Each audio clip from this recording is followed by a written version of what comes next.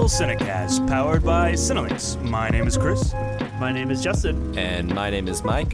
Today's episode we'll be going over what's on our minds, followed by a feature review for Paul Schrader's First Reformed, starring Ethan Hawke. And if you want to follow along with what we're watching next, so you can send in your questions about the films or comments or topics you want us to discuss, you can follow us on Facebook, Twitter, and Instagram at Casual Cinecast. You could also join our Facebook group at facebook.com/groups/Casual Cinecast and send your questions there or talk film with us. You can also email us directly at casualcinemedia@gmail.com. And of course, if you could find it in your hearts to stop by iTunes and give us a 5-star review, we would really appreciate it. It does help grow the show, and we could always use the feedback. So please, by all means. Yeah, growing the show is a good idea. It gives us more questions. We had a lot of questions on our last episode, and those were super fun to answer. So the more listeners we have, the more questions we'll get, most likely. And in theory, the more interesting this show will be. Yes. So with that, are we ready to move into what's on our minds this week? Yeah, let's do it.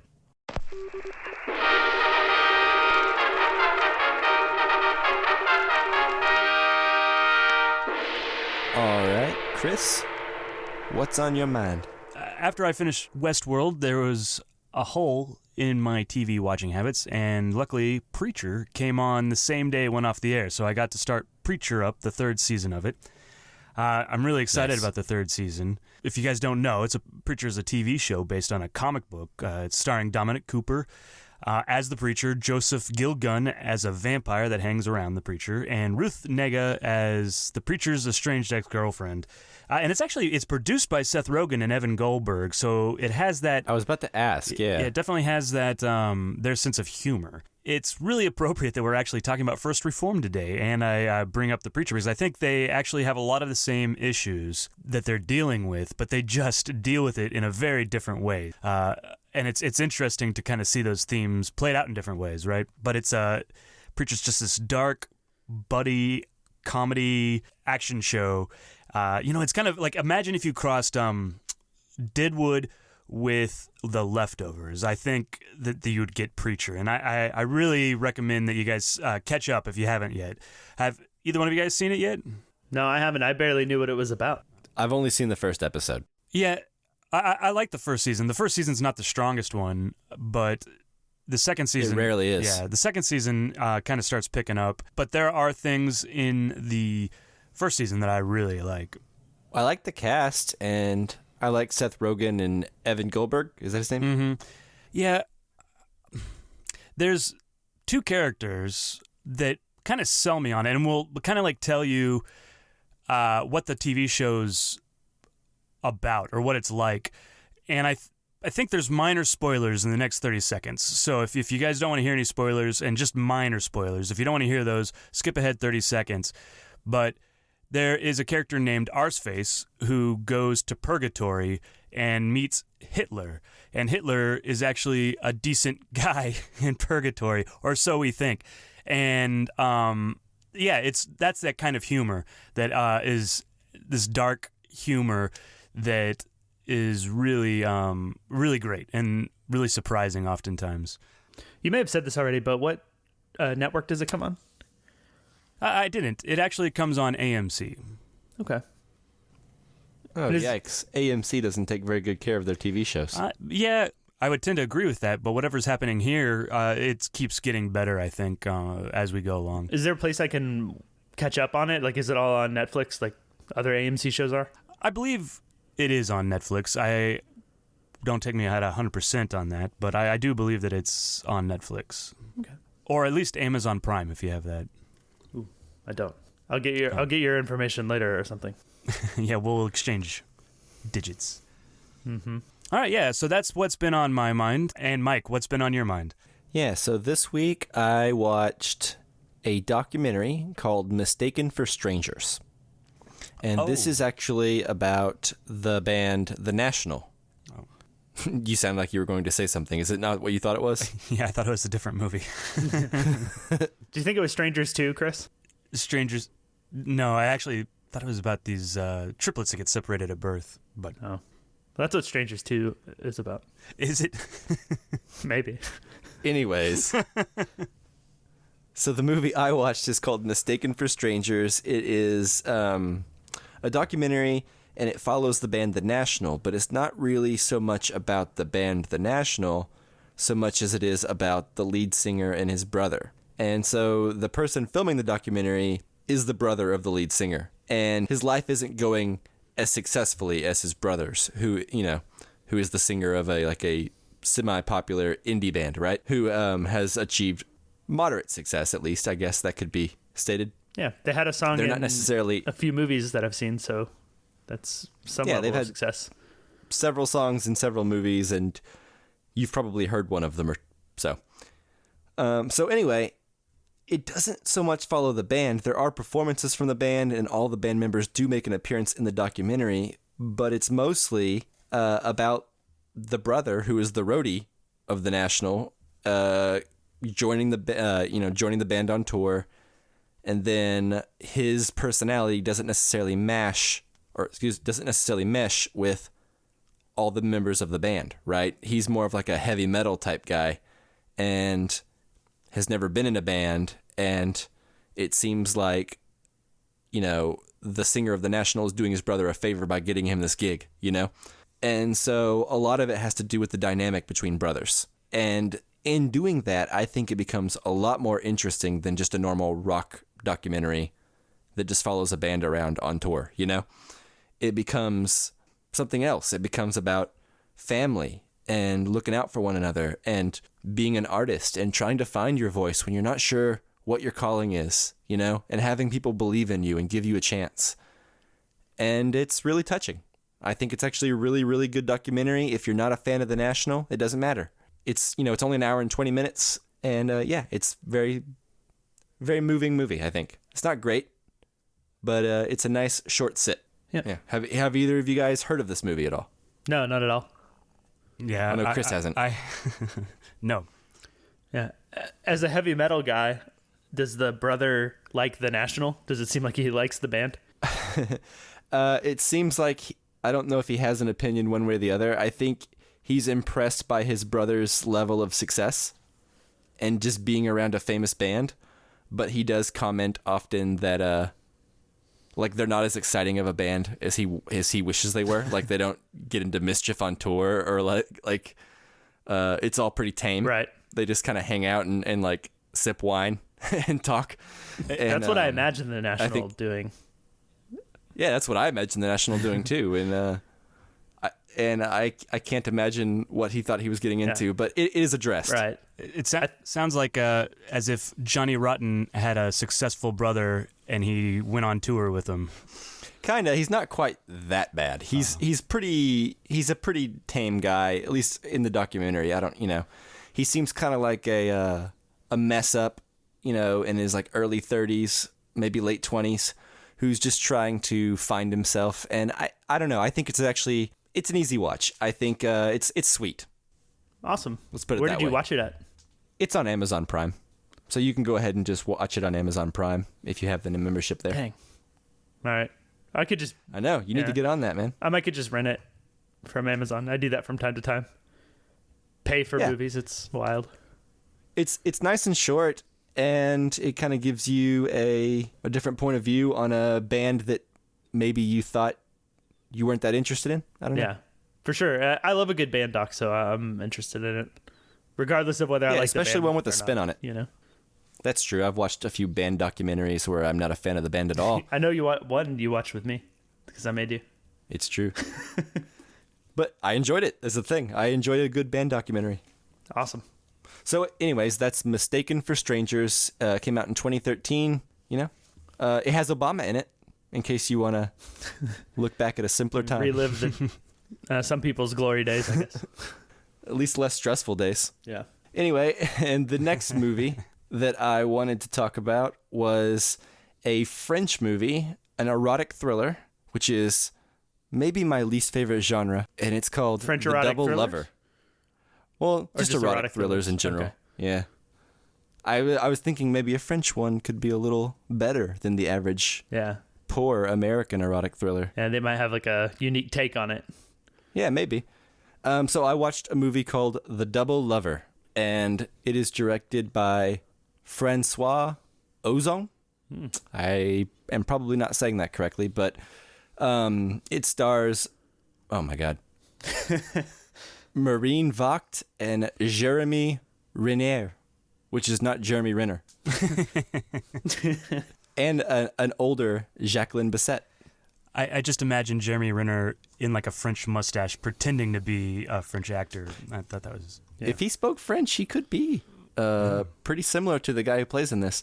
But anyway, this movie is not very good. I saw it on a few best of the year lists, and I thought, hey, this movie looks like it might be good. It's not very often I see an erotic thriller this day and age, and I'm always looking for like a hidden foreign gem, because at the end of the year, you always hear about these foreign movies that come out that are so good, and you let them slip by you, This movie, I'm sorry to say, did not do that. It's about a woman who is dating a therapist, but since she is dating him, she decides to go to another therapist because she's too close to her boyfriend. One day, she sees someone on the street that looks exactly like her boyfriend, but is seemingly a different person. And so she starts to pursue that man and start a relationship with that man who looks a lot like her boyfriend. And that's all I'll say, but things get pretty wacky from there, man, and erotic and thrilling. It's everything you signed up for. Yeah, but all in all, it doesn't come together to any kind of satisfying conclusion, and I don't know. I found it to be kind of boring, and that's not a word I throw out very often in movies, but I feel like it just never came together. I think Marine Vogt is really good, and I would not be surprised if you see a lot more of her going forward. She started out as a model, and this is the first movie that I've seen her in, but I think she's quite good in it. Yeah, but other than that, I could not actually recommend this movie. All right. Then I won't watch it. All right. If anyone else listening to this has seen this movie and has an opinion on it, let me know. Let me know if there's something I'm missing. So then, Justin, are you ready? What's on your mind? Besides the World Cup, as always, for the next month, Wait, that's still going on? Yeah, we're into knockout stages now. So it's kind of in the latter half of the tournament now. So it's getting exciting? Yeah, it's getting very exciting. I'm rooting for England, and they had a big, exciting game like the same day we're recording this. And cool. It was wild. Yeah, I'm not following it at all, but I keep seeing various countries pop up in my news feed when things happen. Like I know something happened with Mexico, and also something happened with Korea. The celebrations are what's wild. Yep. Yeah. Yeah, I just keep hearing like fans are going crazy. Yeah. And I assume either something bad happened or something really good happened, but you never really know when fans go crazy. Yeah. My favorite thing that I've seen is Japan just went out of the World Cup. They lost their game after being ahead 2-0. The other team came back and scored 3, and they won 3-2. But so it was kind of like this big heartbreaking loss for Japan. And apparently the players as well as the Japanese fans stayed after the game to clean up the locker room and stadium respectively, like pick up the trash. Like the Japanese team left the locker room spotless, and a note that said thank you in Russian to for hosting them and stuff. And all the Japanese fans have been cleaning up after themselves. Classy. Yeah, it seems super classy, awesome. and I like it. But yeah, way to make everyone else look bad. Yeah. Yeah, that's all they're doing. They're not doing it out of the goodwill of their heart. They're just doing They're just high-rating the rest of the world. Exactly. Yeah, we're gonna make everybody look worse. Exactly. But that's not a bad strategy. It just seems like this Zen thing, and the Japanese team nickname is the Blue Samurai, and I don't know, it just feels like something very Get out of town. samurai. Is that really their name? Yeah, it's the nickname, and it just seems like that's cool. Right out of that, a samurai code of honor sort of thing of we're gonna leave this place better than we found it. Damn it. Right. Yeah, but on the movie and TV watching front, I have revisited 2 classics of comedy cinema this week. One of which I tweeted about, so if you follow our Twitter, you already know one of them I'm going to talk about, and that is You, Me, and Dupree, starring Owen Wilson and Matt Dillon and Kate Hudson. It is. Wow. It's the story of Matt Dillon and Kate Hudson have been recently married, and Matt Dillon's best friend, Owen Wilson, who's basically kind of the lovable fuck up, he ends up homeless, and he has to come stay with Matt Dillon and Kate Hudson, who are newlyweds, excited to live life together in a house, and it's interrupted by this, free-spirited guy, right? And one thing I did not know about this movie until I was watching it is that it's actually directed by the Russo brothers, who directed Avengers Infinity War that we did recently on the show and came out recently. So I thought that was very fun.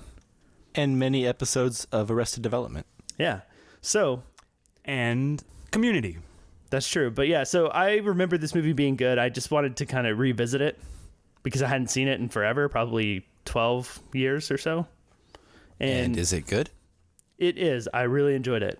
Nice. I remember watching it a long time ago, and I enjoyed it at the time. Yeah, same. And I think around the time that I remember enjoying it was the time, like, before I really got into watching film and, like, watching better films than what I was watching at the time. So it was basically like, let me test this now, that I've watched what I would, I guess, call it, what most people would call better films than what I was watching at the time, right? And, yeah, It holds up. Like, it's really funny. Owen Wilson is super likable. I think the Russo brothers, like, comedy is, like, on point here, as it tends to be. So, yeah. They have great comedic sensibilities, in my opinion. Yeah, so I mean, I definitely think it's worth watching if it's one that, like, you didn't see because it looked kind of like a standard comedy, and maybe the Russo brothers didn't have the name then that they do now. It's great. I really enjoyed it. Like, I really like Owen Wilson, though. I guess if you hate Owen Wilson, most of the charm and humor in this movie will probably fall flat. But I think it's great. It also has Seth Rogen, before he was real popular, is like a little cameo in there. And Bill Hader is in one scene where he has like a couple of lines, but he's just kind of a guy in a scene, which is weird. He's like really, really young looking. So yeah, a lot of fun stuff in the movie, and in my opinion, still quite good. I think, like, in comparison to most comedies that I've seen since this movie came out, really, like over the last like 10 years. That's interesting. I did not realize that the Russo brothers had done that. It's always interesting when you find out a director that now did something that you had seen a long time ago. Mm-hmm. That happened to me recently. The director of Mission Impossible Rogue Nation and the upcoming Mission Impossible Fallout, his first movie that he directed was The Way of the Gun with Ryan Phillippe and Benicio del Toro. Interesting. I remember liking that movie. I haven't seen it in forever, though. Yeah, I remember liking that movie as well. And that's just something I just found out recently. I have actually been recently following the director on Twitter, on the Casual Cinecast Twitter feed. And Christopher McQuarrie, the guy I'm talking about, has been basically just lighting it up on Twitter recently. If you guys have not been following this guy and you are active on Twitter, look up Christopher McQuarrie. He directed Jack Reacher, Mission Impossible, The Way of the Gun, and the upcoming Mission Impossible. He has basically been attacking all like the Last Jedi haters that keep attacking Rian Johnson on Twitter. Yeah. And it is comic gold. Like some of the stuff that he is retweeting and saying to these guys, it's just great. I won't go too far into it, but just look it up. It's really funny. Especially if you're tired of hearing about all the nonsense going on around The Last Jedi. Yeah. Still. And if I'm sorry, that was totally off topic. No, I think it's good. And if you're on board with the Last Jedi haters, go look at it all and get mad and then tweet at him so he'll tweet something smart back to you or something and try to make fun of you, and you'll get a tweet from Christopher McQuarrie. Maybe. Yeah, if you're lucky and you want to receive a lot of hate from everyone who likes The Last Jedi. Yeah. And likes good etiquette on social media. Yeah. So, all that said, You and Me and Dupree, great. Recommend it. It's good. I just remember when You, Me, and Dupree came out, it kind of got lukewarm reception. Do you think that's because it's not funny, or do you think it's more like a dramedy in retrospect, or do you think it was just kind of overlooked? No, I don't think it's a dramedy at all. It's pretty much a straightforward comedy. I'm not really sure why it would get a lukewarm thing. Like, I mean, I guess comedy is like really subjective. Like, everyone has a different sense of humor, and maybe for most people at the time, like, it didn't really, hit the right spot for them or something.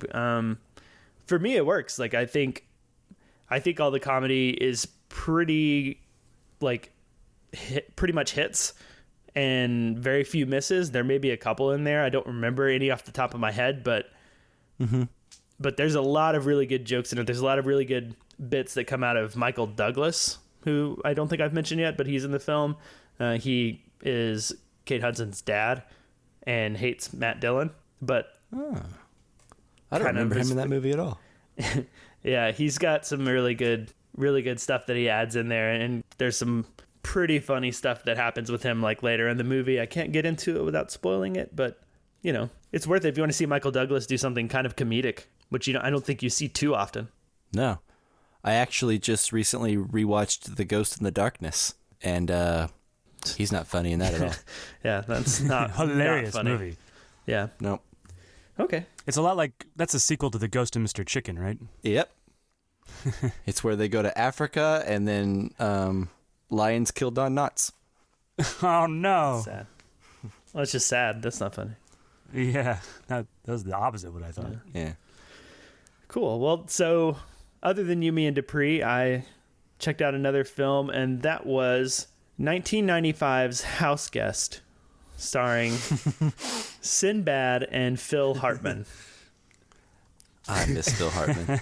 Yeah. Yeah. Phil Hartman was amazing. Yeah, he was, and he's really good in this movie. Like, there's a lot of things that I think maybe shouldn't work that Phil Hartman pulls off pretty well. That's one reason why I enjoyed watching this movie again. The main reason that I watched it is because I randomly quoted it to my girlfriend, who I think was born like 3 years before this movie came out and has obviously never seen it, and she had no idea what I was doing. So I started trying to explain it, and I was like, you know what, let's just watch the movie.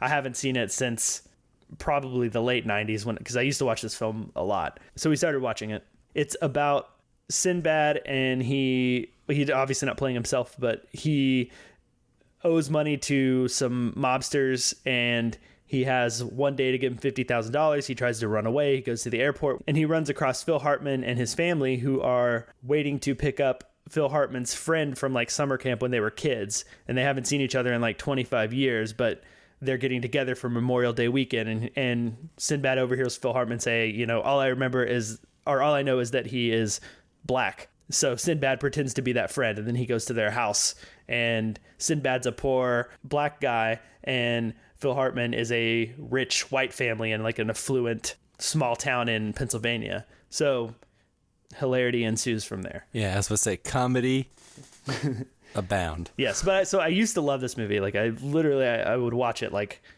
once or twice a week. I think like when I guess at the time it came, it would have been 9, so I was probably like 9 and 10 when I was watching this film a lot. And this is my first time to see it since then, probably.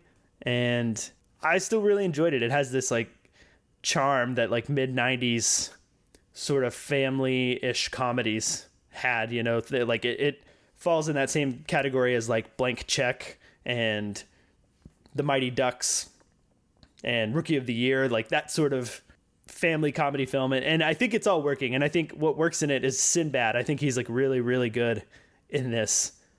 And I didn't really expect to say that when I was going in to like revisit this. Have either of you guys seen this movie actually?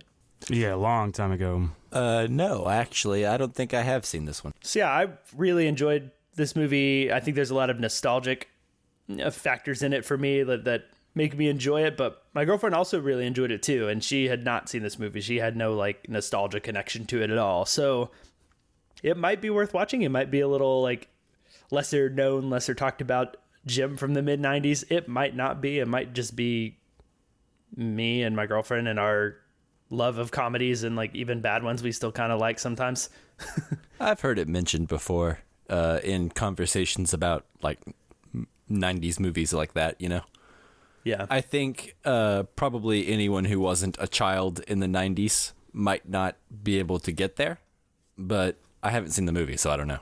But I know that's true of some other kids movies that I watched when I was a kid in the 90s, and they probably don't hold up to people who didn't watch them when they were young. What did you think, Chris? Do you remember it at all? It's really hard for me to remember. I think if I was going to go back and pick something nostalgic with Phil Hartman, the first thing I would do, I'd go back to News Radio. Like, News Radio was so great when I was a kid. I loved watching it. I loved Phil Hartman in it. And That was I a know good it doesn't show. have anything. Yeah. But if I was to choose between Houseguest or something with Phil Hartman, I'd go to News Radio because I think it's really great. Yeah, I'm sure there are better Phil Hartman vehicles. I mean, this one's kind of mostly about Sinbad. vehicle. Yeah. Yeah. And I think if you don't like Sinbad, you'll probably hate this movie. If you do, you'll enjoy it, I think. Mm-hmm. I don't remember much of what Sinbad even did in the 90s. I know he had a lot of movies and a lot of comedy specials, and he had a sitcom and everything. Oh, he did have a sitcom. Yeah, it was called Sinbad, and he had a bunch of like goofy 90s font. But I listened to his interview on the Mark Maron podcast, WTF, and that guy's funny. He's charming. Yeah, he's super charming in this. Like, that's the thing that I think really still makes the movie work, is that he's such a likable character and a likable guy that you just want to get behind. And like, even though the plot is a bit silly and maybe not all of the jokes still land or are still relevant, it still works because you just get behind him. You want him to succeed. You want him to get away. It's something that I think I don't feel as much in comedies these days. Like, I don't feel too much of like getting behind this character because they're just lovable. Right. And that actually happened in You, Me, and Dupree too. So I guess I kind of have a thing for that. It happens in TV shows a lot.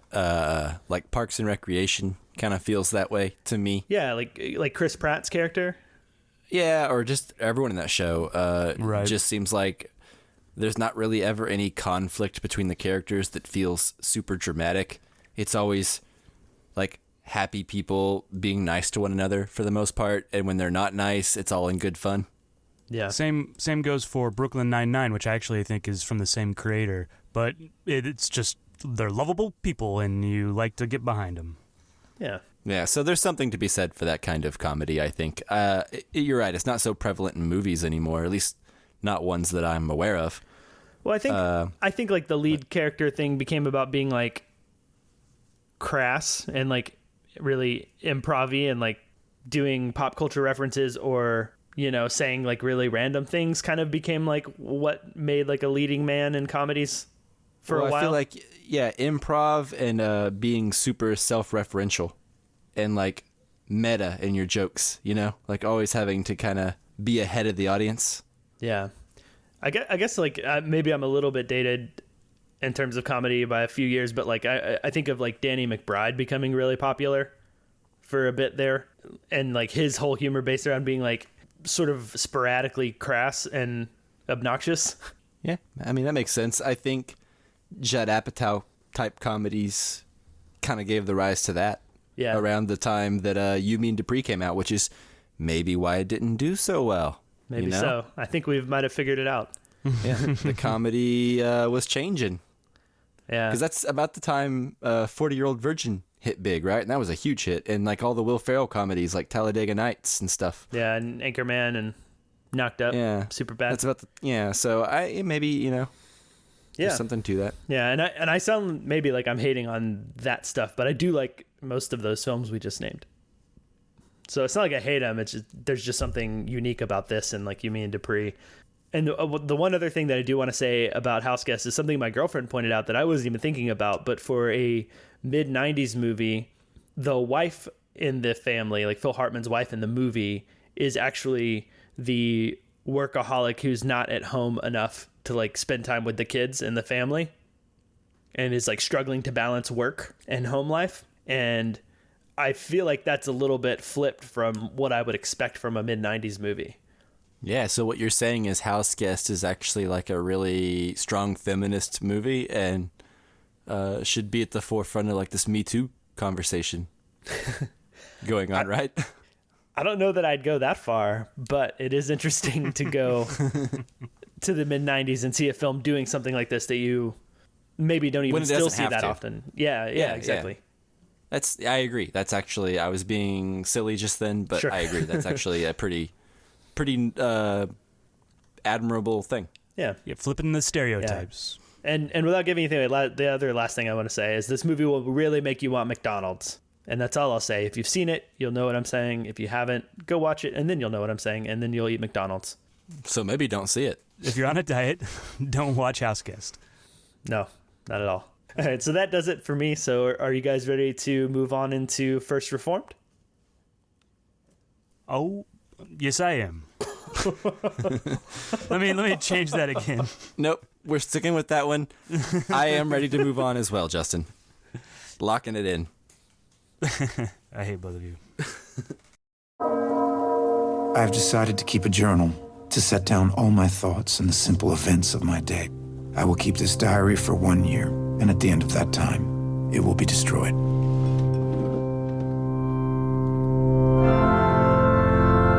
I encouraged my son to enlist. It was a family tradition. 6 months later, he was dead in Iraq. I was lost. My son's the reading of the Lord. Praise be God. So how are you? Oh, I'm fine. No, really. It's been a while since we've talked. Even a pastor needs a pastor. Did you see the doctor? You need someone to take care of you. I want you to be happy. I know that nothing can change, and I know there is no hope. Reverend Toller, Yes, Mary. you must come over. You must come over now. All right, so as always, before we get into the movie, just wanted to let you know that if you have not seen First Reformed, you can continue listening because we are going to not give any spoilers away just yet, and we'll give you a spoiler warning before we do so that you can stop listening, go see the film, and then come back and finish listening to the episode. Absolutely. So, First Reformed was written and directed by Paul Schrader. Paul Schrader, of course, who's most famous for writing Taxi Driver and Raging Bull. Good movies. Both solid movies, so important guy. And the IMDb synopsis says, a priest of a small congregation in upstate New York grapples with mounting despair, brought on by tragedy, worldly concerns, and a tormented past. All right, IMDb synopsis review time. Yeah. What do you guys think? Spot on. Like it? Yeah, I do. yeah. It's vague I'm on board. and simple. One sentence. Solid. One sentence, it sets up your character and it gives you like 3 problems and tells you the location. It's thorough and concise. So First Reformed stars Ethan Hawke, Amanda Seyfried, and Cedric the Entertainer. Who is billed as Cedric Kyles in this, which is his real name. Oh, I didn't even pay attention to that. I just knew who he was, so I just assumed he was going by the Entertainer, but good for him. Yeah, Using the first and last name. Yeah, I knew he was going to be in it because I had read like a headline or something that talked about him being in the film. So I knew, and so when like I was watching the opening credits and Cedric Kyles popped up, I said, "Oh, that must be his real name." And I looked it up later, and sure enough, this is the first time he's ever been billed under his real name. By the way, Is it? yeah, That's actually really interesting. Yeah, I actually watched an interview with Cedric the Entertainer and Paul Schrader where they talked about him getting hired for this movie, but we can talk about that in a minute. Yeah. Since you brought that up, do you want to go ahead and talk about your expectations? sure. So I heard about this movie through Chris because Chris was going to see it, and I don't want to give away what Chris said or what he thought about it, but basically afterwards I was like, okay, well, I'll go see this movie too. It sounds very interesting. So those are basically all my expectations for it. I didn't even really know what it was about. I saw like the thumbnail image when I looked up to buy my movie ticket, and it was Ethan Hawke as a priest. And that is all I knew going in. So very little expectations. It was only playing in like the art house movie theater nearby, like where I live. It wasn't playing in any of the bigger movie theaters that plays like more mainstream stuff. So I kind of expected an artsy film. Yeah, that makes sense. Yeah. So yeah, what about you, Mike? Do you want to go? Sure.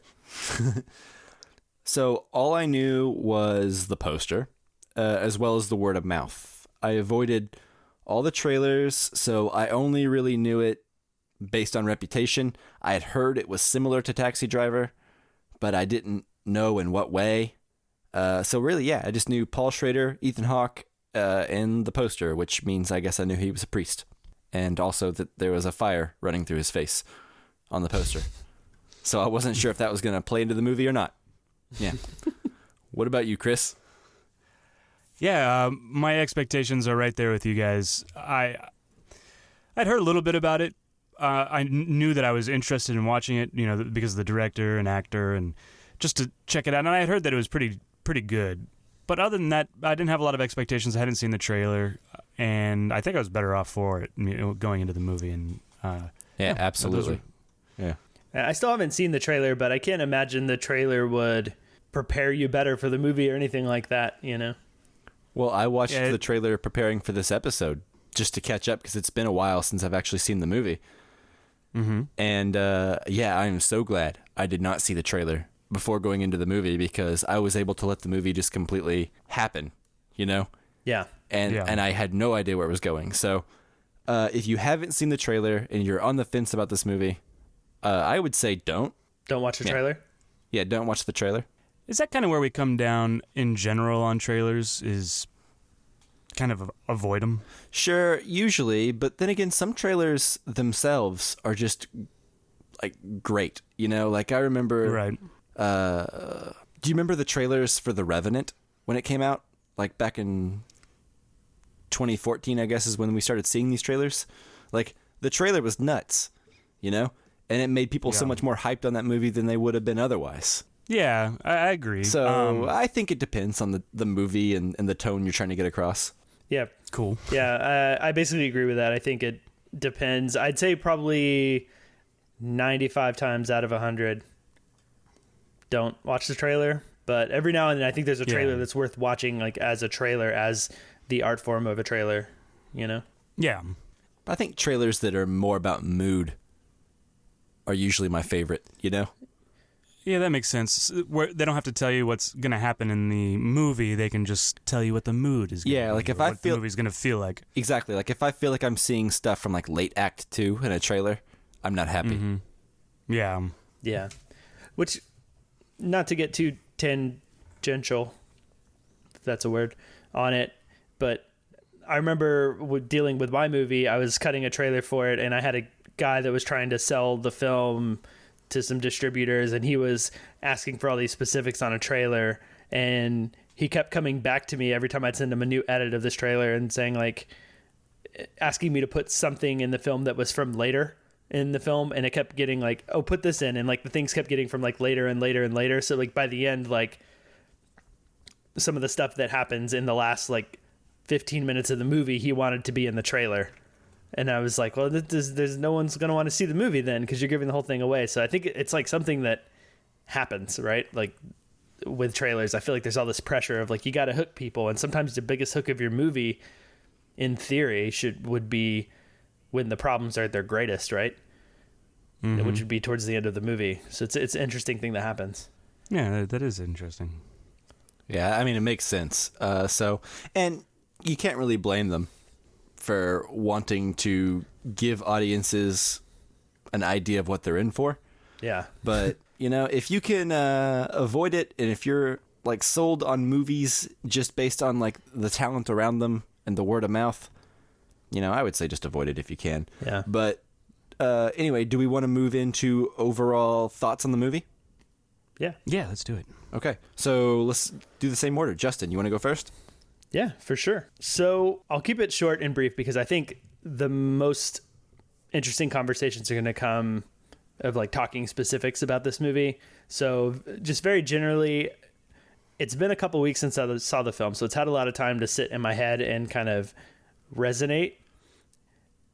That said, I don't know that it's a great movie, but I'm pretty sure it's quite good at this point. And I think the reason that I feel that way is because I think it's a film that you have to put effort into it while you're watching it, because I think there's so much going on, reflecting on it after one viewing. I find it harder to reflect into really dig in like inside of my own brain and think about it. Like I feel like I would like to watch it again and think about everything while the movie's going on, while it's happening. Because I think generally speaking, there's not necessarily a lot going on in this movie as far as like action and really like dramatic scenes. Like it's pretty understated, pretty simple in terms of its mood. And I think that's because you're supposed to do a lot of thinking while you're watching it. And now that I kind of have seen the film and know that, I really want to watch it again. And I think all the performances in it are really good. I think the cinematography is really, really interesting and understated. Like it doesn't call any attention to itself. I can't really recall very many shots that like stuck out to me as like, what a great cinematic shot, right? So if you're looking for that in this film, there is one that sticks out to me. Yeah, there's one. There's probably one. Probably if you mention it or mention a couple, I'll remember them. But yeah, we'll talk about it later for sure. Yeah, but I think on the whole, like it's pretty simple cinematography that's not calling attention to itself, and which I can dig. So yeah, so that's what I think. Mike, do you want to go next again? Yeah, sure. So I very much enjoyed this movie. Its subject matter, the way it was filmed, all line right up with my personal tastes. It's like Paul Schrader like jotted down all my anxieties and decided to film them and have them acted really well. So yeah, it really resonated with me. I think Ethan Hawke is great in this movie. It's up there in some of Ethan Hawke's best performances, and that's coming from a guy who was in the Before trilogy. So I think very highly of Ethan Hawke whenever he's in a good movie. Yeah. When it was first over, I wasn't sure how I felt about it, but as time has gone on, it has not left me. And I find myself visiting it pretty often. And it's been probably about 2 or 3 weeks since I've seen it. So I'm right there with you. I'm not sure if it's a great movie, but if this movie is not on my best of the year list at the end of the year, I'll be very happy. Yeah. Right. So yeah, when I was watching this film, I thought of you, Mike. I was like, I think Mike is really going to like this. I couldn't remember if you'd seen it already at that point or not, but obviously we haven't discussed it until now. But it just seemed like a film that I knew that you would really like, and it reminded me of a film that you made in film school when we were there. Yeah, I actually texted Chris about it, and I was like, man, this is a lot like the film I got you to act in. It's funny, everyone listening to this, I made a short film in college that tackles a lot of the same subject matter this movie does in a much less eloquent way. And you did shoot it in black and white, though, so that's I did shoot it in black and white. I guess you shot it in color, but you always intended it to be in black and white. I did, and Paul Schrader actually said that he wanted it to be in black and white and 4:3, but he had to settle for just the 4:3. But I was proud of that because I was like, hey, you know what? If Paul Schrader thought it was a good idea. Yeah. If you want to see an image of Chris in that movie, it's actually on our website, casualcinemedia.com, under like the About section, About Us. Chris's photo is actually like a still frame from that movie, isn't it, Chris? Oh, yeah. Yeah. Chris is really good in that, actually. He is, surprisingly. I don't know where a working copy of it is, but you know what? Chris is really good in it. Take my word on it. Actually, I think, can't you go to the SFA website? You know what? Don't tell them how to see it. It's fine. Okay. Okay, we can cut that out. Chris, what did you think about First Reformed? Yeah, so I'm a lot along the lines there with you, Mike. To me, First Reformed is it's a movie about faith and depression that speak very closely to my own experiences with both of those things. And both of those aspects, just work really well. I think Ethan Hawke is really, really good in this. And you're right, like, Ethan Hawke, one of his best performances is saying a lot, considering the other roles he's played. And just like the both of you, this movie has stuck with me and has rattled around in my head, just like Hereditary, like trying to figure out things about the film and what it's trying to say. And to me, that is a sign of a great movie. I think it's definitely one of my favorites of this year. It's a great of this year, but I really like this movie and how challenging it was to me and still is. And I really recommend everybody going and seeing it. I have to caveat here for a second, though, too. I saw this. We live in Houston, and or at least Justin and I do. And I saw this in the theater, and not since Irreversible have I ever been in a movie where so many people walked out. And First Reform's material is much less offensive, to me at least, than anything in Irreversible. But it's a tough movie to watch, and I guess especially in the South right now, or in a. But I good. Yeah, I didn't have anybody walk out in my theater, but like I said, I did go to the artsy theater to watch it. So I think anybody who would be aware of that theater and go there would kind of know what they're in for, or at least be prepared to sit through that type of movie. But yeah, I did have a good number of people sort of laugh and kind of that movie when it ended, right? Like as if like, I can't believe I sat through that whole thing, you know? All right. So my biggest gripe with this movie is the audience, and not the people walking out. But so I went and saw this movie, and it was assigned seating, and there's a whole row, and the first thing that this group of people, they picked the seat right next to me instead of giving a buffer seat, right? Animals. Animals. Then the second thing is the lady fell asleep like within 10 minutes of the movie and was snoring right next to me. And I was just like, what in the world? You know, like, what is going on? And the third thing that they did was, and this is the worst, they were eating popcorn, and popcorn's fine. They sell it at this theater, but they would roll the bag up so that it was sealed, and then they would like hand it down the row, and then the next person would unroll it, eat popcorn, and then roll it back up. And so it's just like this. Oh, it was so annoying.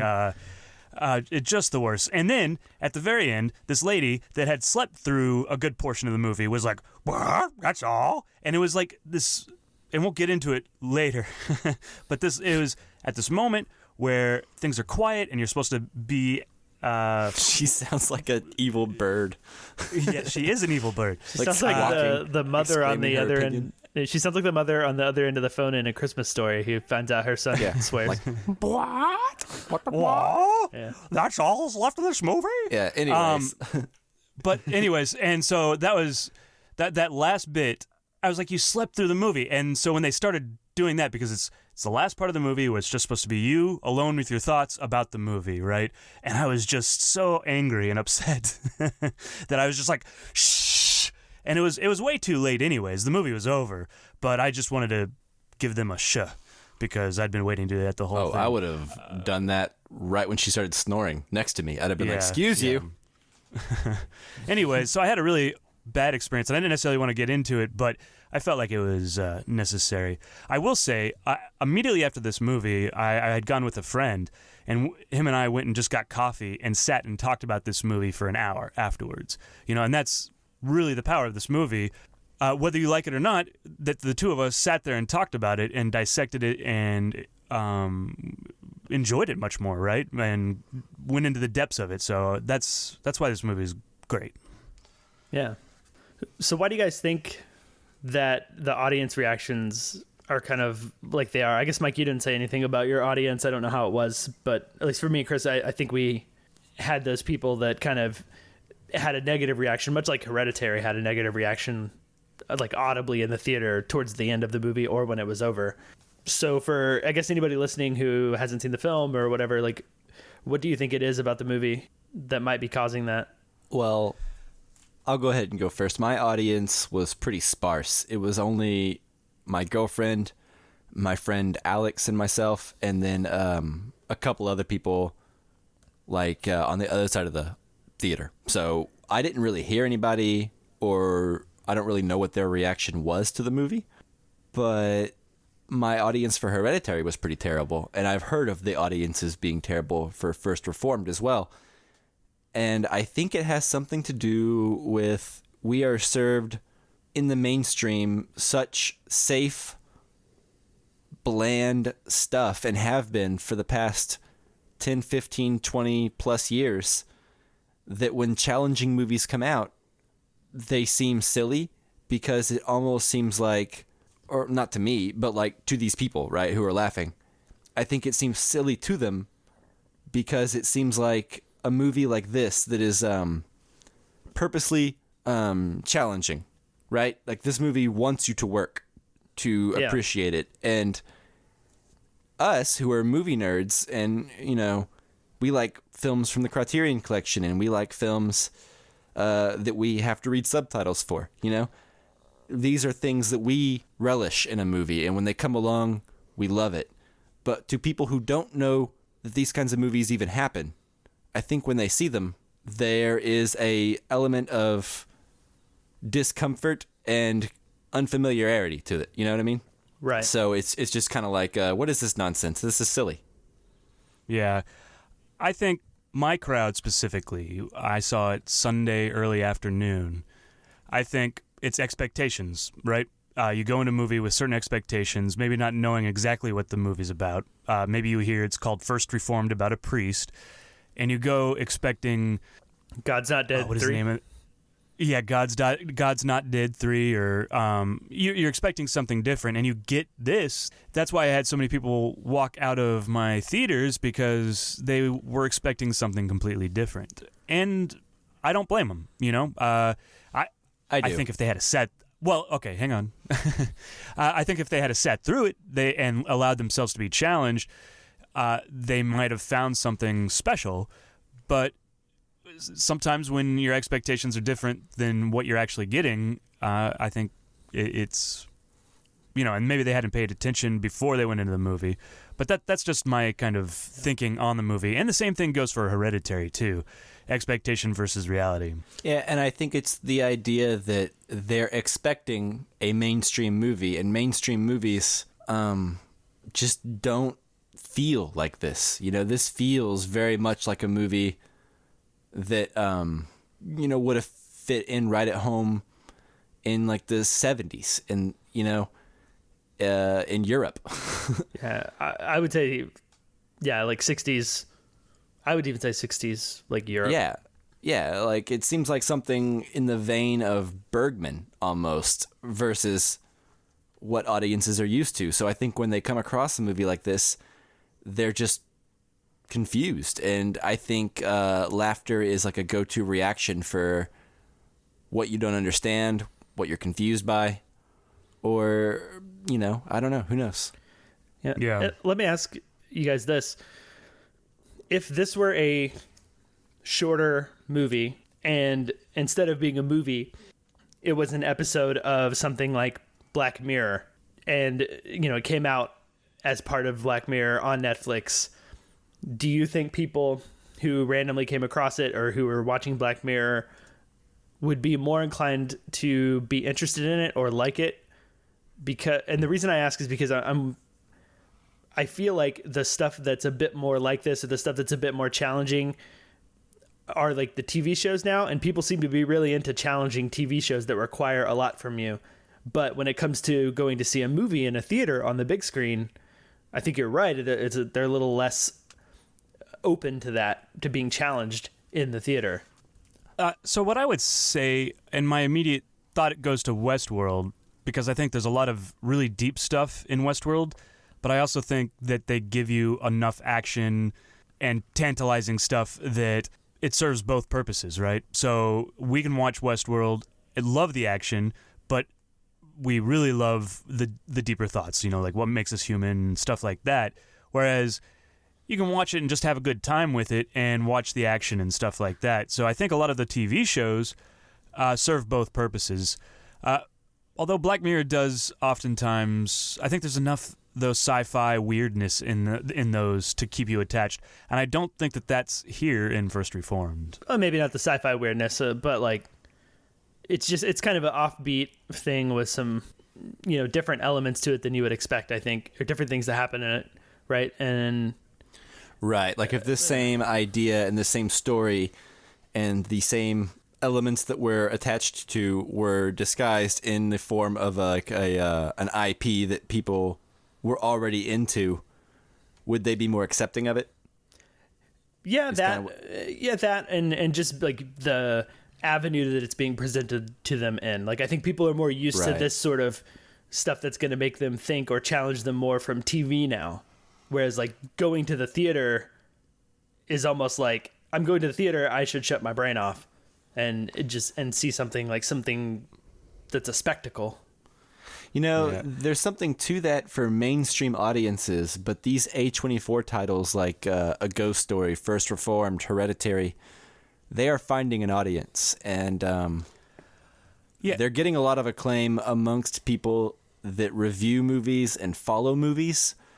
But I think you're right. To the casual viewer, like, this would be a hard movie to recommend to somebody. Yeah. Unless you were very sure of their cinematic tastes. Yeah, I feel like the people walking out are the casual viewer, so... Yeah, right. And I would say this is me assuming something about people I don't know that were in my movie theater, but I'm assuming that they came in expecting something completely different. I also am assuming that they don't watch things like Black Mirror or Westworld, like they're the CSI type, or because they're a little bit older, or like the Law and Order type. Is kind of what my guess is. Sure, and I would also argue that Black Mirror and Westworld aren't the best representations of the audience that's going to like First Reformed. No, not at all. But what I would say is First Reformed is challenging, and it certainly expects a lot from its audience. So before we move into spoilers, all I really wanted to say was this movie does expect a lot from you, and if you like slow, deliberate movies, then give this a shot. It needs support, and in my opinion, it deserves it more than almost anything that you could see in theaters right now. Agreed. Yeah, I agree. It takes a lot of effort from you. You have to think. You need to go in ready to think about this movie and pay attention and ask questions. And if you're not doing that, I think you'll probably get bored very quickly and not be into the movie. Right. But if you can, in my opinion, it is so rewarding. Real quick, yeah, it is definitely really rewarding. Justin, real quick, what did I say that you remembered after I saw First Reformed? You basically just said, wow, I just saw First Reformed. We need to do an episode on this. You guys should see it. But it was more like we need to do an episode on this. Yeah. I can't wait. Yeah, we're going to get into talking about it, but yeah, definitely. All right, so we're ready to get into spoilers? Oh, yeah. Yes, sir. No, I guess Rosebud is just a piece in a jigsaw puzzle. I'll tell you what, give me one cigarette you got up there, I'll tell you all about it. And here we go. All right, so who wants to start us off with some spoilers? Okay, well, I didn't ask this in non-spoilers, but why do you think they chose the 4x3... What is it called? Why do you think they chose the 4x3 setup? The aspect ratio? Format. Yeah, aspect ratio.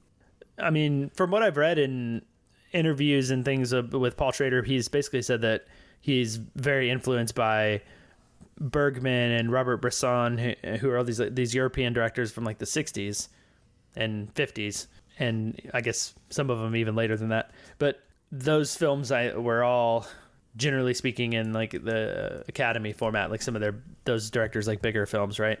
So I think it's a bit just that's probably how he envisioned the film from the word go, because the film is so influenced by them. That's my guess. In an interview I listened to, he actually talks about how he wanted to do it in 4x3. He thought about doing it in black and white for a bit. He was really influenced by Ida, the movie I talked about a couple weeks ago on our Hereditary episode, I believe. Yeah, a lot of the influences from European cinema from the 60s and earlier had a lot to do with it. He also, Paul Schrader, mentioned that the 4x3 format is the best format for filming the human body. And he actually goes on to talk about how in, the late 50s, when widescreen started becoming more prevalent, you started having to introduce over-the-shoulder shots because there was so much negative space where nothing was going on, that compositionally it looked weird to have someone in the center of the frame. And with 4x3, you don't have that problem. You can literally center somebody, and it looks completely normal. And I didn't catch that when I was watching the movie, or I never even thought about that, but he's right. There are no over-the-shoulder shots in this entire movie. And most of the conversations, I believe, they're either two people in a shot together, staring at each other, or they're, medium close-ups on one person. Yeah, they're like single shots.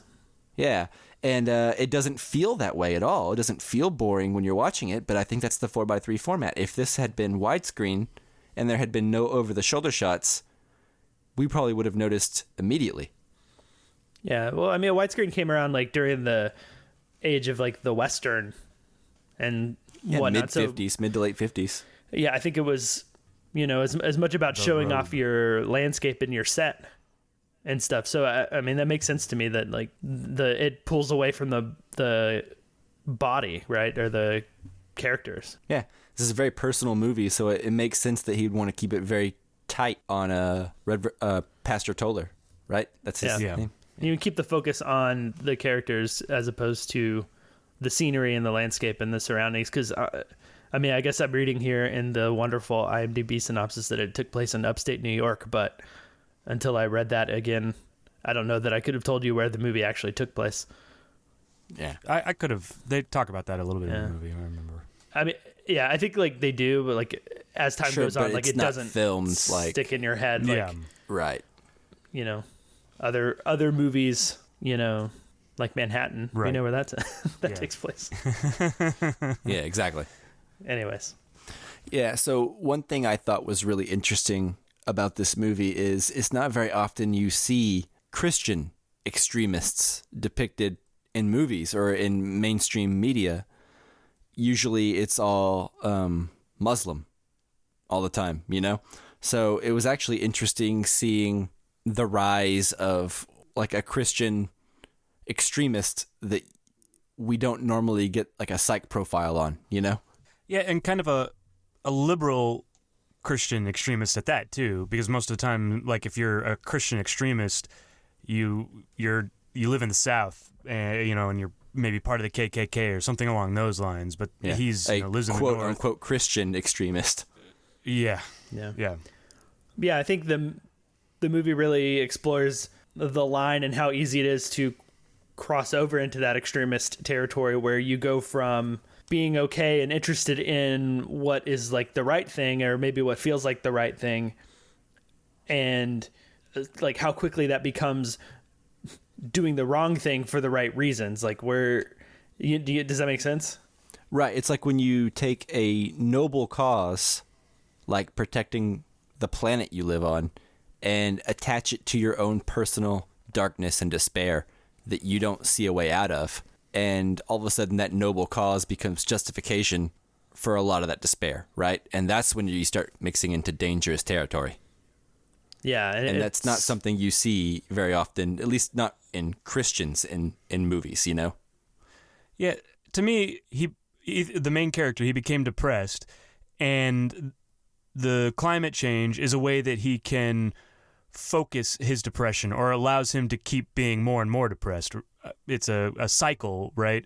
And you're right, that's how he becomes extreme, because it just keeps going, and he's like, the only thing I can do is to be extreme like this, right? Right. Well, I also think he was always depressed since before the movie began. He talks about pretty quickly into the movie why he's depressed and how he feels responsible for his son's death because he convinced him to go into a war, and 6 months later he was dead.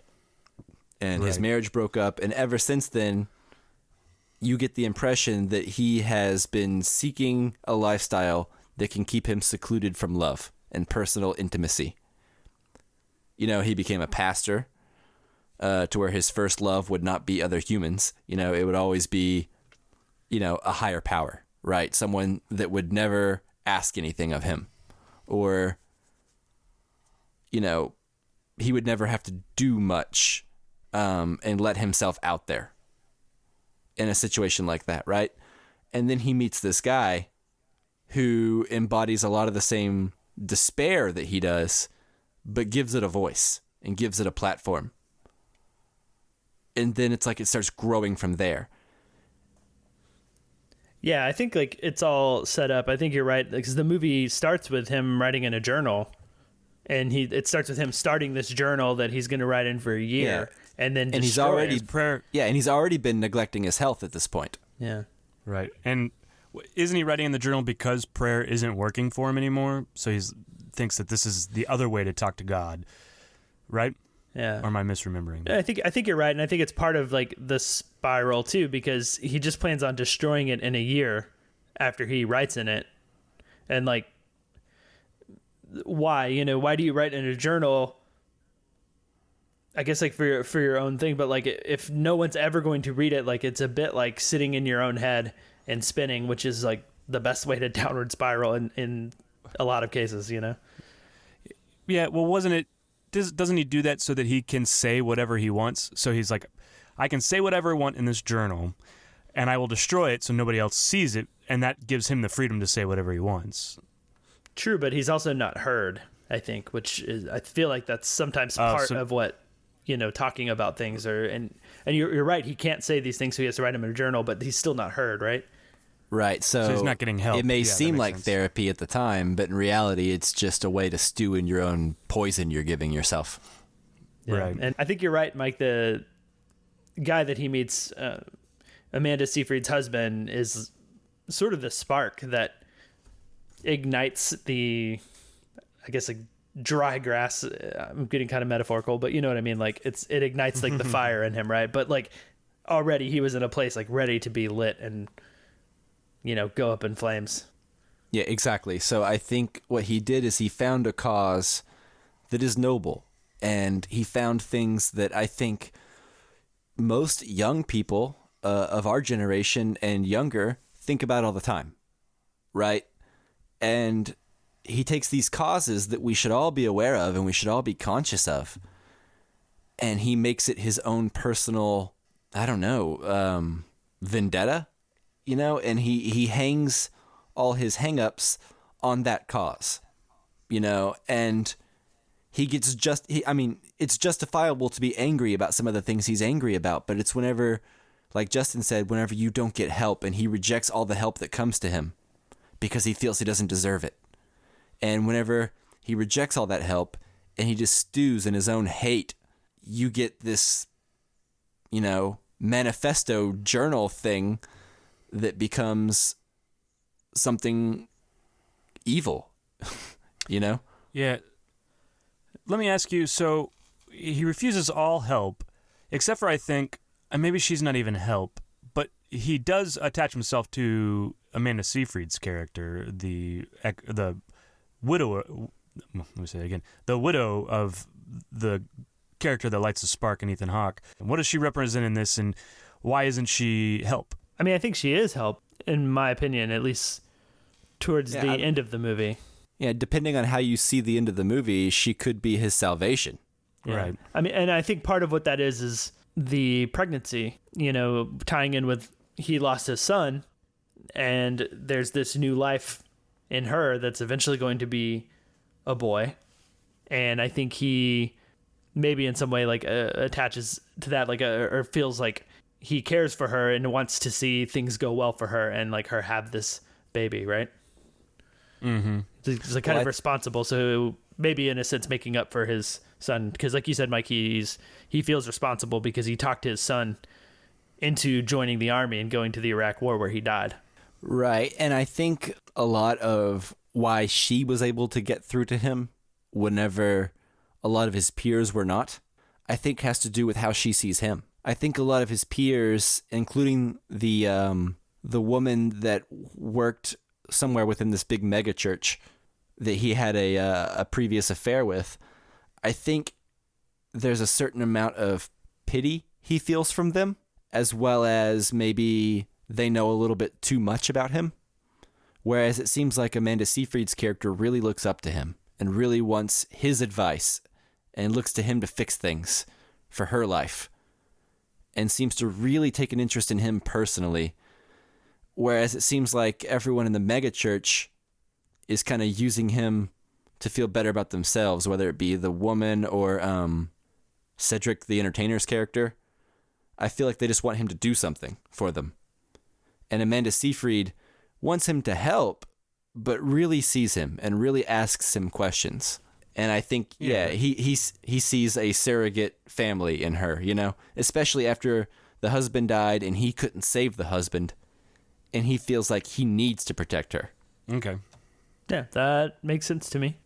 I think what's important to me, and maybe there's more to it, but about choosing the Christian character for Ethan Hawke is that I think it ties in with him not being heard, him not being able to say what he says, because a lot of the Christian folk, or the argument that you hear from Christian folks when it comes to like climate change or anything like that, there's a lot of like, God has designed the earth and God has a plan and God designed man. And if you put man here, he knows what he's doing. So we're not screwing up the earth, or if we are, it's part of God's plan.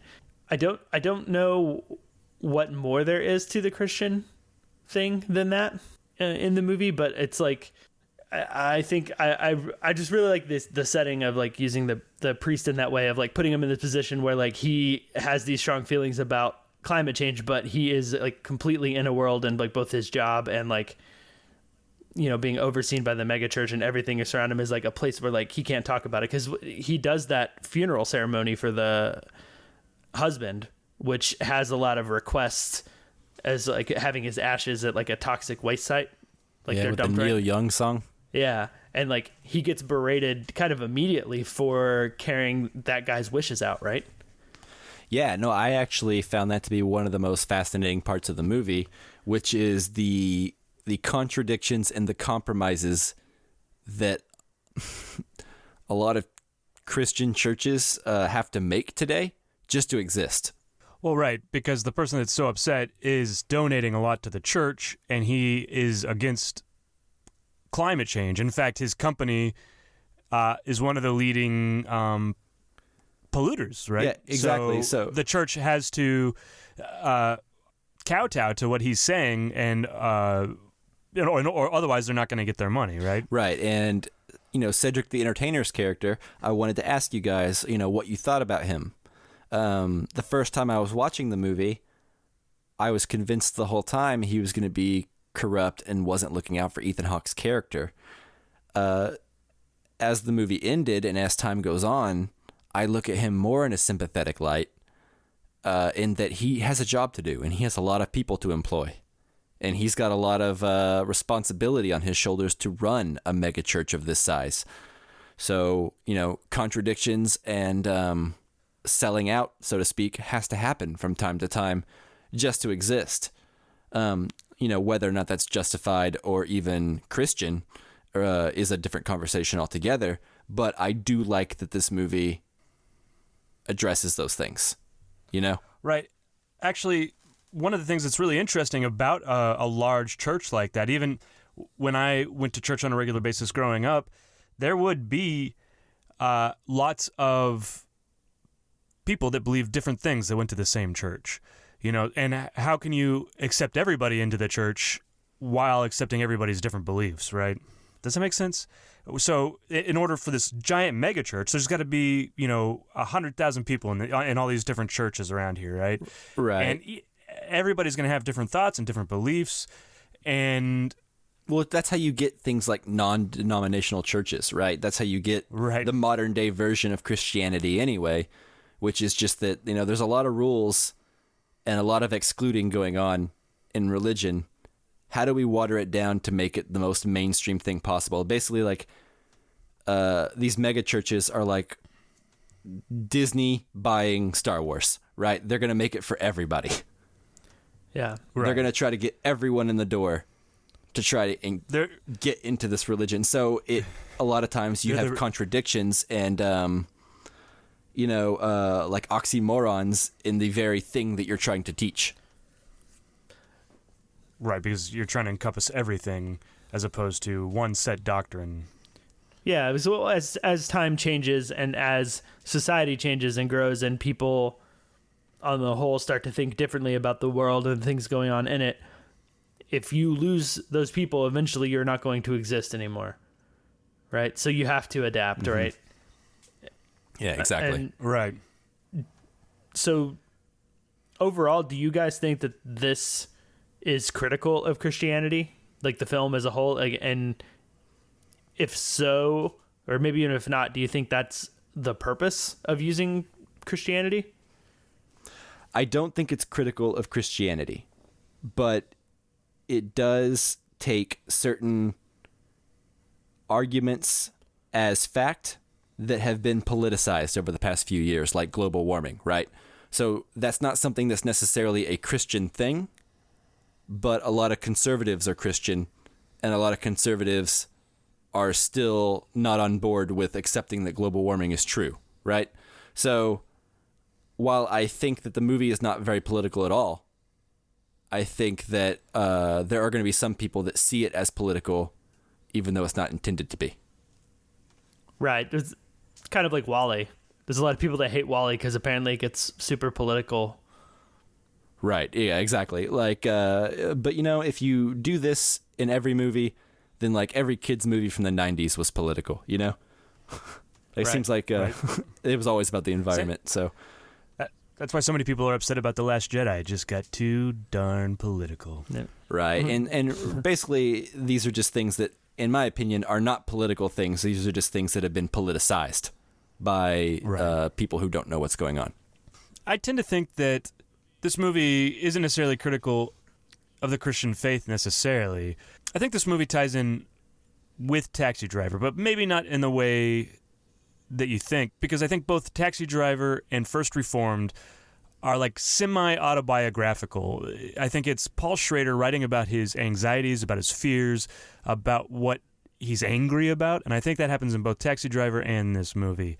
And I think that that's kind of what it's Paul Schrader talking about what he's angry about. And so I think you're right, Mike. He's talking about maybe a certain set of Christians. I think people that scare him. And I also think it's really about depression. And I don't even think climate change to me when I watched the movie was more about how it made Ethan Hawke feel, as opposed to, we've got to do something, guys. It's not a movie that's like, we got to go save the earth afterwards. Exactly. You know? Yeah, it's not a message movie, and that's what I'm saying. I don't think it's trying to be political at all.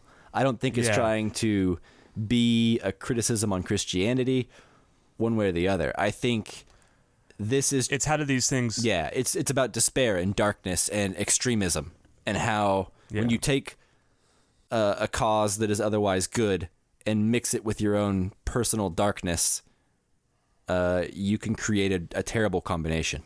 Yeah, for sure. I agree. So that first conversation he has with Amanda Seyfried's husband, you know, where they first start talking about climate change and all his anxieties and why he doesn't want to bring a kid into the world. I could have watched that scene for another hour. That whole conversation was just so great. And I can't even place why, but that is amongst some of my favorite scenes of the year so far. I just thought it was so well acted, so well written. And then doesn't he narrate in the middle of the conversation? Near the end of it, he's like, they're having this like big debate about how God would feel about how we're polluting the earth, and how does he feel personally about how the future in 50 years doesn't look too good, and so on and so forth. And they're having this big debate, and Ethan Hawke is doing his best to try and argue on behalf of Christianity. And I inherently always find that really interesting, because I'm not a religious person, but I have listened and debated with several people who are, you know? And so these are like conversations I've had in real life on screen, and written better, you know? And so it's just really interesting. But near the end of the conversation, his voiceover comes in and just talks about how the conversation was like exhilarating or whatever. You know, he was so excited about how happy he was during that conversation. Yeah, he describes it like, as if I remember correctly, like sparring. They verbally sparred together. Yeah, and like his face never portrays that he's enjoying that conversation. Right? But like his voiceover, it's like that voiceover in all of us when we get into a really good debate with someone where it's not angry, it's just a good discussion, you know? I like that. It captures that, you know, that feeling of being alive whenever you're having to defend your point. Right. You know, that's an exhilarating thing. And if you're a religious person who's never had to defend your point and your point of view, I recommend getting in a debate with someone who doesn't believe you. see if you can defend yourself. I think that kind of conversation is good for everybody. I recommend that on political sides too, or anything. Talking to other people that don't see your point of view is always a great thing. Yeah, as long as you don't become a religious extremist like Ethan Hawke does in this movie. Yeah, try not to do that. Yeah, and if you find the conversation making you feel that way, maybe, end the conversation for a while. Yeah. Find out why you feel so strongly. Yeah. So, I guess going off of that, Amanda Seyfried, after this conversation, she calls Ethan Hawke, and she has found a suicide vest that the husband has made in the garage. And, eventually the husband kills himself, and Ethan Hawke had taken the suicide vest out of the garage so that the husband couldn't use it before that. And Ethan Hawke starts to develop this plan that on like the 250th celebration at his church, it seems like he's gonna like put the vest on and do something.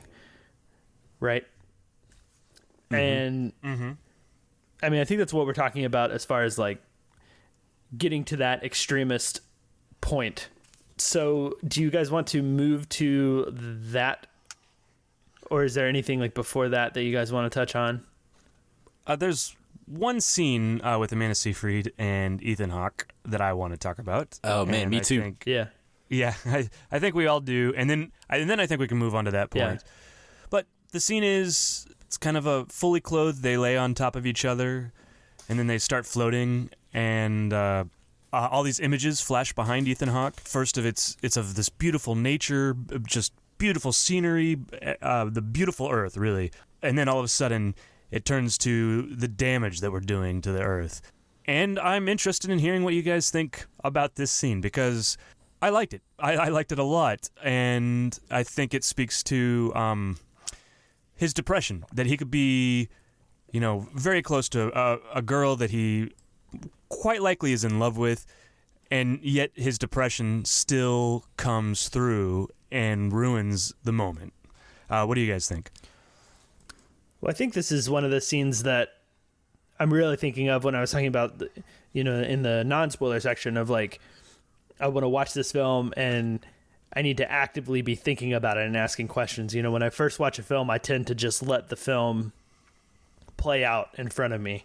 And I think this is one scene where I really need to watch it again and be actively looking at it and making connections between all these images. But as a whole, like the whole setup for the scene is like full of sexual tension, first off, which is like, which is interesting enough on its own. And then we go into a sort of surreal moment where they're floating and all of this stuff happens, and it's fascinating. Yeah, I agree, but I would argue that to me, I love that scene. That is the behind that conversation, the best scene in the movie.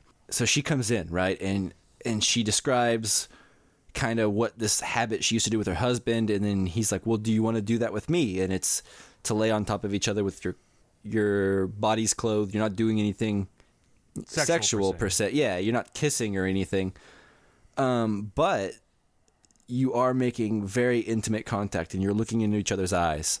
And there's a moment where she lays on top of him, and her hair falls in his face. Yes. Yeah, I don't know what it was about that, but that was the moment where I was like, oh, this scene is good. Yeah, and I would say that scene when the hair falls in the face, and I don't know why, but there's something very sexual about that in itself, or it speaks to how close they are. Well, it's like the most contact he's had with another human that we've seen in the whole movie, almost. Physical, contact.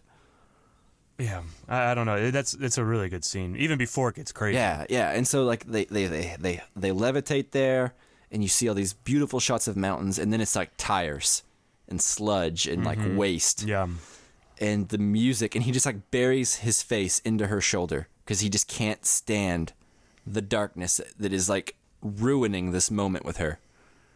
It is his own darkness that he brings to it and just ruins it for himself.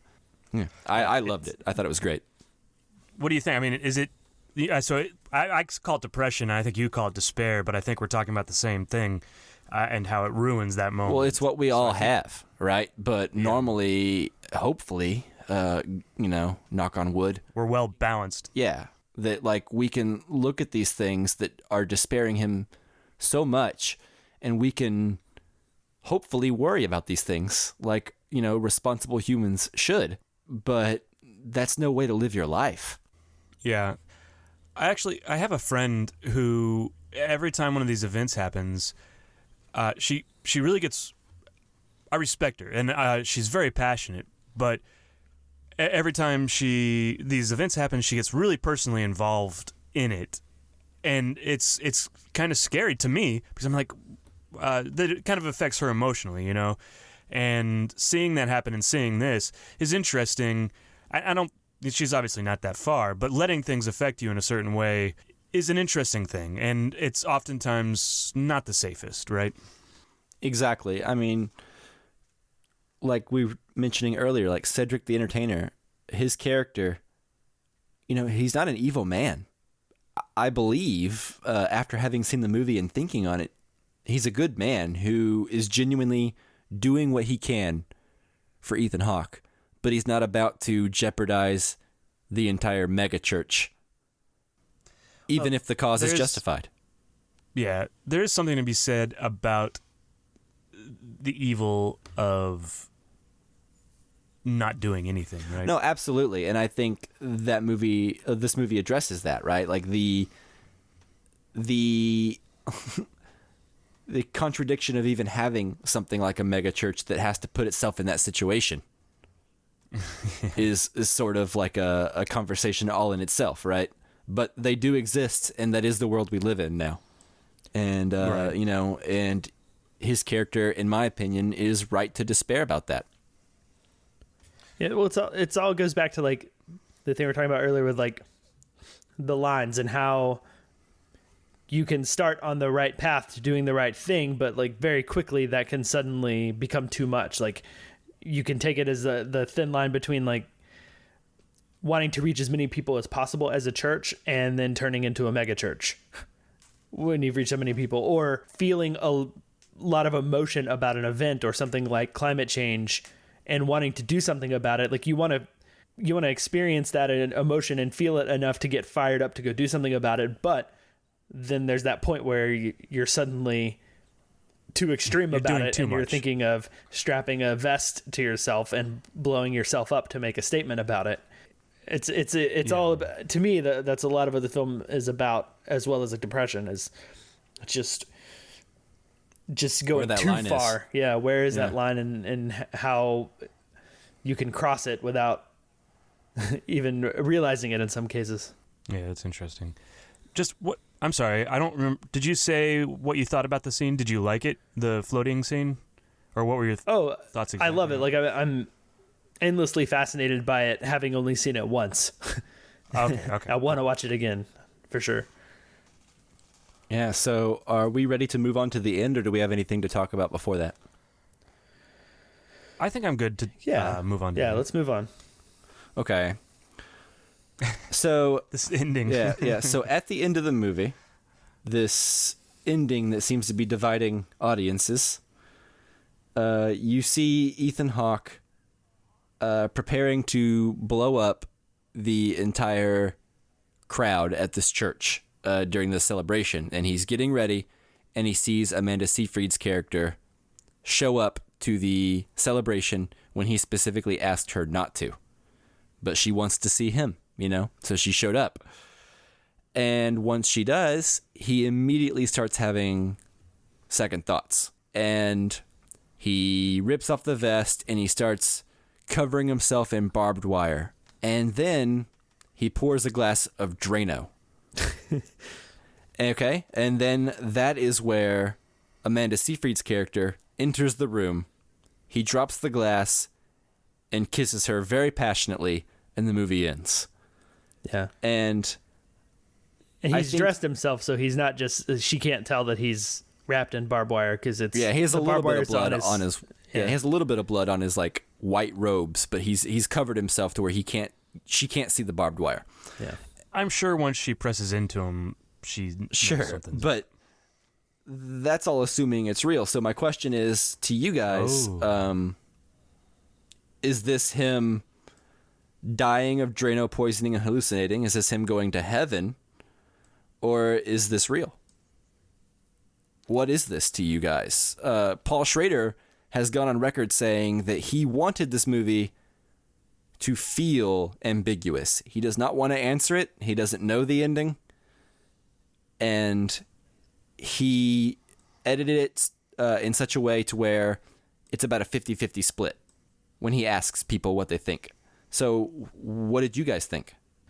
I mean, it's one of those things that's weird to think a certain thing because it's so clearly supposed to be ambiguous and not have a defined answer, right? Sure, but when it was over and the screen cut black, was your initial thought that was a dying fantasy, that was heaven, or that was face value? Like, before knowing what Paul Schrader said, before digesting it, what did your gut instinct tell you? My gut instinct was real, and the reason being, I think Amanda Seyfried was in love with him, and I think she would walk around the back, and if she saw him again, that's what she would do.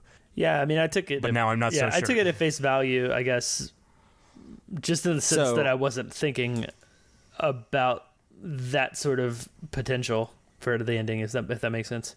Okay, yeah. So I guess depending on how you look at it, you could look at it as she is his salvation, or he has either eternally damned himself, or God took pity on him and gave him a glimpse of heaven before he died.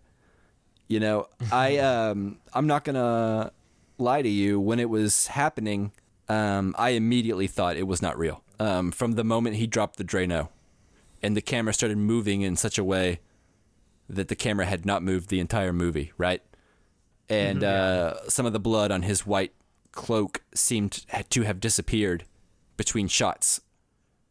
But that may not be true. I have to see the movie again. But my initial impression was that it was not real, and that he essentially had damned himself to hell by committing suicide.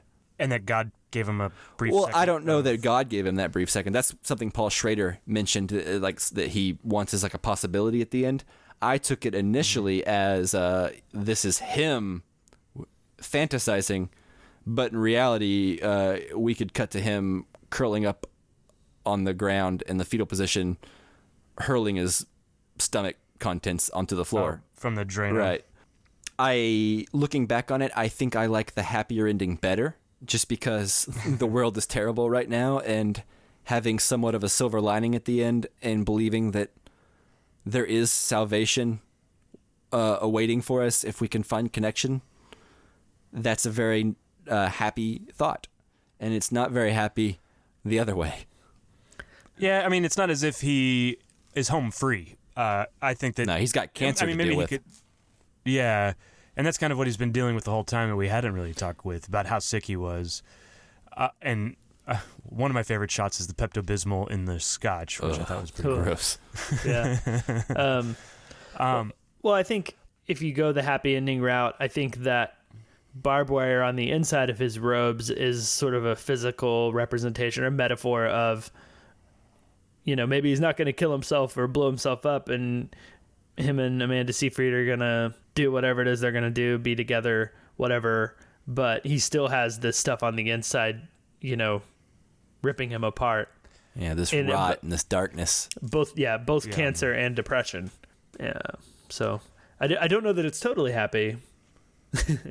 No. Yeah. But it's like, happier is than there a him chance killing himself, or not? I guess. Yeah. Yeah. I'm not sure that I buy into the hell thing unless it's him fantasizing right before. That's what I'm saying. Okay. If you go based on the actual rules laid out to you, then if you kill yourself, you know, no matter what, you're going down. Yeah. Okay, that makes sense. Yeah. So since he was a very religious man, I think when he's about to take that drink, he is weighing the pros and cons of like, well, this is eternal damnation if I do this, you know. So yeah, it works either way. You know, I've thought about the ending a lot since then, especially after having Paul Schrader say that. Like, he said he shot and edited it in such a way to where you know, people could have their own interpretations of the end, and the movie would keep playing out onto the sidewalk and into the car on the way home, you know? And I think he did a great job at that, to be honest with you. It certainly does that. And to me, that's, I mean, I've said this before, but this is what makes the movie great, is that it sticks with you. You can watch, I'm sure next week we're going to watch Ant-Man and the Wasp, and it'll be fun, I hope. But it's not going to stick with me like Hereditary or this movie. Not with that attitude. Yeah, that's making a lot of assumptions, Chris. All right, well, I'll get back to you guys. We'll check in next week when we do our Ant-Man and the Wasp episode, and we'll see if this sticks with me or not. But I can guarantee you I will still be living with First Reformed and Hereditary, and in a good way, So that's... Yeah. Well, what makes absolutely a good film. Well, so last thing I want to ask you guys in regards to the scene is, as you said, Mike, he sees that Amanda Seyfried shows up to the church, and that's when he decides to not blow it up and takes the vest off and then starts wrapping himself in barbed wire. He's going to drink Drano. Obviously, he was going to kill himself with the goal of, I guess, it seemed to be like he was going to carry out what her husband was going to do, right? And was he trying to make a statement in regards to the climate change and stuff? And once Amanda Seyfried shows up and he's just going to kill himself, did you see that as another way of him making the same thing, or had his intentions changed? I think when she showed up, it was sort of a declaration of her feelings to him, and I think he understands that. But I think before that declaration, before he realized he had her as a viable option of light in his life, I think he wanted to bring everyone down with him because he was unable to tell the difference between his own despair and righteous despair. And I think when she showed up, it balanced him more and gave him a healthy perspective of like, oh, wait a minute. He started seeing life the way you're supposed to whenever you have immediate loved ones. It's human nature to focus on what you can see and not abstract problems you can't see and people you don't know, And so I think when she showed up to ground him again, I think he realized just how dark he had gotten and how evil he had become. Enter the barbed wire. Enter the Drano, right? Like, this is that old Christian idea of like flogging yourself when you've misbehaved because you need to punish yourself for all the evil thoughts you've had and all the evil sins you've done. So I think the end is him punishing himself for daring think the things he thought and almost doing what he did. Yeah. Do you think there's any chance it was like purely out of his admiration for her or love for her, whatever you want to call it, that he just no longer wanted to do it because she would be hurt and die? Because I think the reason he's going to do it is because, Cedric the Entertainer is there, and the guy who's the head of like the corporation is going to be there too, right? So he wants to take those people out specifically, and as soon as there's someone he doesn't want to harm, he doesn't go through with it. But I like your explanation a little more because it's a little more complex. But as I was initially watching the film, I had that like very simple sort of idea about it. Yeah, I'm kind of, that was my reaction, Justin, as well, that he just like, okay, well, I can't kill everybody because I'm going to end up killing her. Now the only thing I can do is kill myself. Yeah, but then why put the barbed wire on, less trying to atone for the darkness that you are ashamed of all of a sudden, right? I mean, it's like the same. It's like, I'm sorry. It's the same principle as like why people flog themselves in old. Right. No, and you're completely right. And I hadn't thought about that part of it. But when I first watched it, my thoughts were that he's still making some kind of statement. Like they would find his dead body, and that it would be, maybe there's a letter. Or something. I think it was profound shame. Remember. And I think that you're probably accurate. Or a flogging of some kind. Okay, well, that certainly answers my question and is interesting. So, yeah, if you guys have any more final thoughts now that we've had a conversation about it before we end this? No. I think it's really awesome, and everyone should go see it. Yeah, absolutely. I think we're all on the same page with this one. And the other thing that I do want to say is, any listeners that want to write in about this, please do, because this is a movie that I would love to read any interpretation, or if you didn't like it, or if you thought it was attacking Christianity, I'd love to hear those perspectives. So please, if you disagreed or agreed with us in any way, just go ahead and let us know. Yeah, I think it's a fascinating movie to hear other people's opinions of, for sure. Absolutely, yeah. Yeah, absolutely. So, if our opinions do not align with yours, or if anything we said, was offensive to your particular perspective, I'd also like to hear about that. That is not my intention whenever we talk about this, but I think a lot of the stuff in this movie is kind of sensitive subject matter, and you kind of have to be blunt when talking about it. So, yeah, definitely. Yeah. Okay, well, then normally we'd go on to our final question, but this is a long episode. So I think we should just end it here. What do you guys think? Yeah, I think so. It's getting pretty late in the morning right now as we record this. So yeah, but it's officially the 4th of July. Yeah. Yeah, happy 4th of July, everybody. In America. Yeah. Yeah, to America. Yeah. Anyone who's not, American listening to this, I hope you have a, happy 4th of July doing whatever you're doing, wherever you are. Yeah, and we didn't do it earlier. Monday was Happy Canada Day, or was it Sunday? It was, anyways, one of those. Either Sunday or Monday, so Happy Canada Day. We have Canadian listeners. True. Yeah, we'll just cover all our bases. Yeah. All right, so that's it. So thank you guys for listening. Thanks as always to Jake Wagner Russell for doing our intro and outro music. If you want to hear more of his music, you can do so at soundcloud.com/bopscotch. Join us next week. We'll be going over Ant-Man and Wasp, and as well as working on a Casually Criterion bonus episode for Dead Ringers. Yep, and if you want to ask us any questions or have us touch on any topics in regards to either of those films, you can contact us on Facebook, Twitter, and Instagram at Casual Cinecast. You can email us directly at casualcinemedia@gmail.com. You can join our Facebook group and ask us there at facebook.com/groups/casualcinecast. Please do it. It makes the conversation fun. Absolutely. Thanks so much for listening, guys. We'll talk to you next time. Bye-bye. See you later. Well, I'm going to pour myself a glass of Pepto-Bismol and scotch. How about you? All right. I prefer just straight Pepto-Bismol.